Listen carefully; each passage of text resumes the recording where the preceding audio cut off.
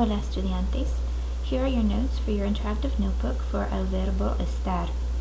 This page should be on page 58, and feel free to pause and highlight what you need to highlight before the video lesson begins. This page right here we will fill out together in class. So I'll put this right back here. You may pause and highlight as needed, and then we will start the video lesson.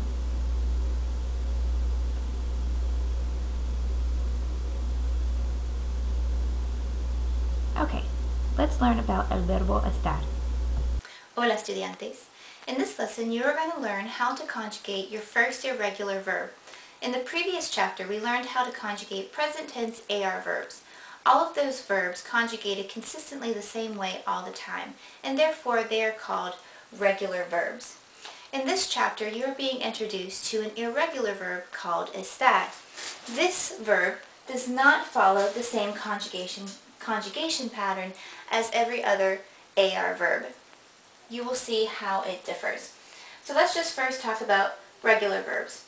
For regular verbs, all you do, as we already learned, is you take off the infinitive ending and you're going to attach one of these 6 endings to the stem to indicate who is doing the action. Hablo, hablas, habla, hablamos, habláis, hablan. It doesn't matter which present tense AR verb you are doing that with, it all conjugates the same way. Now we have an irregular verb you're being introduced to, and these verbs are very special and unique because they always follow their own pattern. They kind of beat to the rhythm of their own drum. Therefore, they must be learned and memorized. Some verbs are more irregular than others. This one you will see has some similarities to the present tense regular verbs. Let's just compare the two and see how they differ.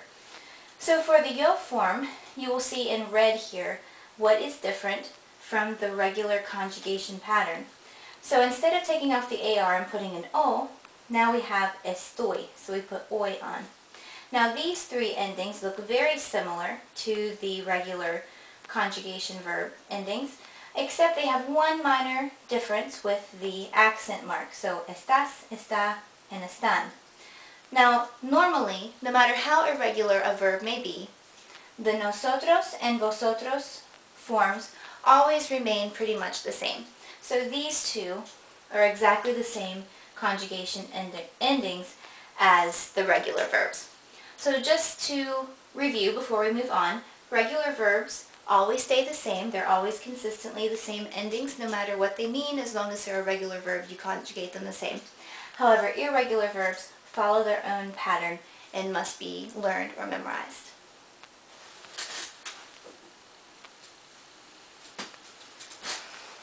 Now, before I focus only on estar, I want you to be aware that there are 2 verbs in Spanish that mean to be. I am not going to teach this one to you in depth, but I am going to review it very briefly so that you are aware and are able to recognize that this is also a verb that means to be, but it's explaining something other than what estar deals with. We've already actually been using and seen some of these conjugations from this verb called ser. Those would be soy, eres, and es. I am, you are, he, she, it is. Those we've already been using. This verb talks about permanent things or things that take time to change. Things like time. There's always 24 hours in the day, no matter if you want more or less, that's just the way it is. Someone's occupation takes time to develop and decide what they're going to be, and also train for that, whether it's a teacher, nurse, lawyer, whatever their occupation may be. Where they're from, therefore where they were born, they can't change that. And then lastly, explains describes their personality and their physical traits. Their personality, someone's personality doesn't change very easily. It takes time to change. And then physical traits, whether they have blue eyes, green eyes, brown hair, if they're tall or short, that is what ser is used to describe. So things that take time to change. Estar, on the other hand, describes things that do change easily. Things like feelings. People's feelings change all the time, sometimes moment to moment. And also feelings of food, like hot or cold, hot coffee, cold soup, something like that. And then it also describes locations, underneath, here, there, behind, on top of, where people and things are located. And that is the difference between the two verbs that you will learn in the future that mean to be. But like I said, right now we're just going to focus on estar. I just wanted you to be familiar that there are two verbs that mean to be, and these are the ones. So if you start to see other ones that mean the same thing, then that is why.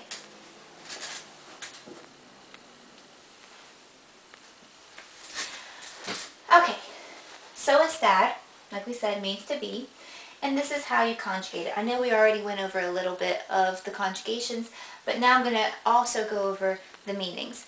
Even though estar means to be, we don't say in English, I be, you be, he, she, it be. It does change its meaning every time that you conjugate it. So for example, yo estoy means I am. Tú estás means you are. Él, ella está means he or she is. Now keeping in mind that all of this means I am feeling or I'm located. You are feeling or you are located informally. He or she is located or is feeling would be está. Or you could say usted está, you are formally, and then feeling or located. Nosotros, nosotras estamos. We are feeling or located someplace. Vosotros, vosotras estáis. Remember, this is the form that's only used in Spain. And these two are not irregular. They are the normal form, so you don't have to change anything with those. And then ellos, ellas están. They are feeling or located. And ustedes están. So you all are feeling or located someplace. So remember, the only four that are irregular are the yo form, and then these three are irregular because of the accent mark. So minor details, but also very important.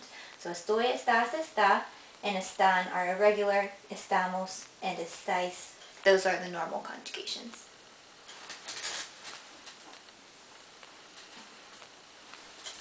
Okay, so let's try some examples. I have underlined the subject for you to make it a little bit easier so that you understand for the examples why we are conjugating the verb estar this way. So we're going to take estar and we're going to conjugate it correctly for the subject for each question. El lápiz encima de la mesa.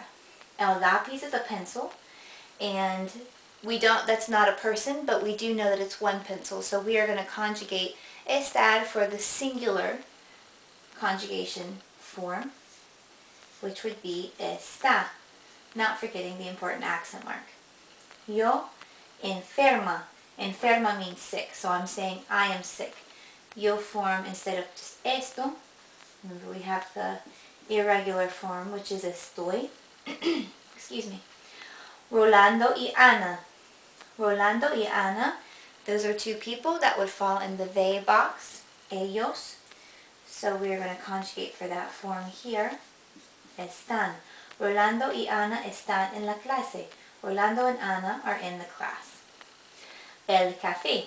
Now most of you probably know, or you could figure out that café is coffee.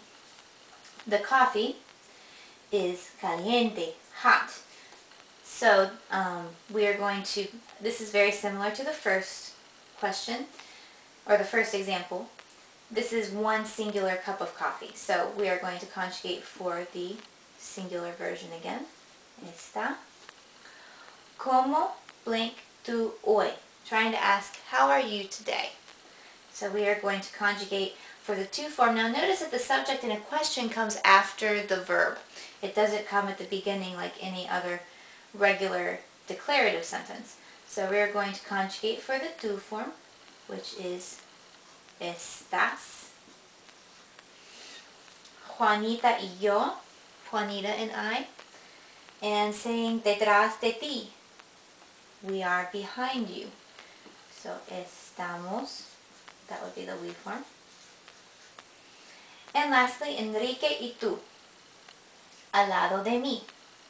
Trying to say, Enrique and you are beside me. Now a lot of people get confused with these two and think that they are similar, however they are not. When you're saying Juanita y yo, you are part of that group. Yo indicates that that's you.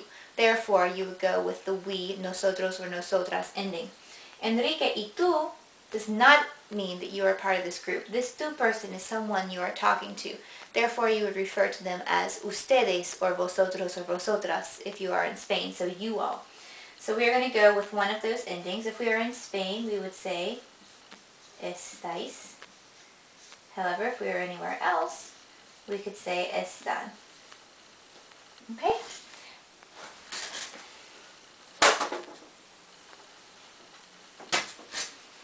Okay, ahora vamos a practicar. Now I would like you to try this. I want you to take the verb estar, just like we did in the examples, and conjugate it correctly in all of these blanks, making sure to identify the subject, and it might help you to underline the subject. I'm not going to do that for you like I did in the examples because I would like you to see if you can identify what the subjects are. Go ahead and pause, and when we come back, I want you to try these first before I give you all of the right answers. See how well you do, and when you come back, we will check your answers.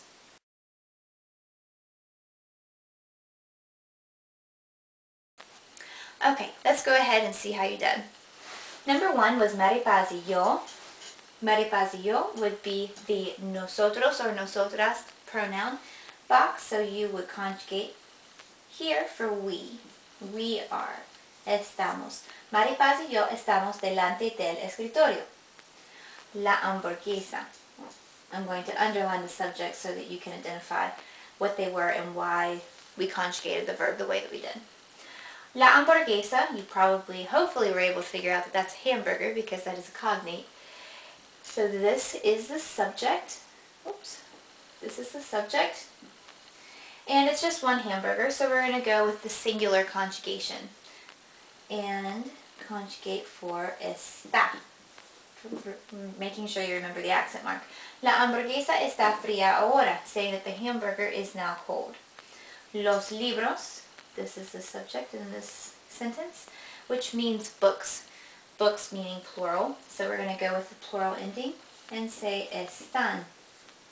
Los libros están debajo de la silla. The books are underneath the chair.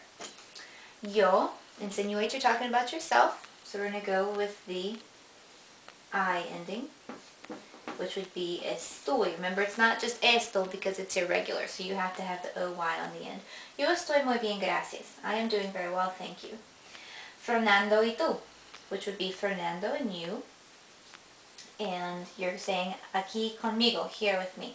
Fernando and you would be the ustedes or vosotros or vosotras pronouns for you all. So we have two choices. We could go with están, or we could also go with estáis. Now we have Fernando y tú are here with me. La bandera, this is a new word. This means flag, and it's just one flag. So we're going to go with the singular conjugation, está. La bandera está encima de la ventana. The flag is above the window. Donde blank tú. Now, I keep forgetting to underline the subject so that you can check your answers for that. Okay. Now in this one, the subject comes after the verb in questions. We talked about that in one of the examples. Hopefully you're able to remember that. So this is the subject, and we're going to conjugate for the tú form, which would be estás. Okay? And that is how you conjugate your first irregular verb, which is estar. If you have any questions or found anything confusing or something you just want clarification on, make sure you bring your questions to class and we will discuss them then. Thank you.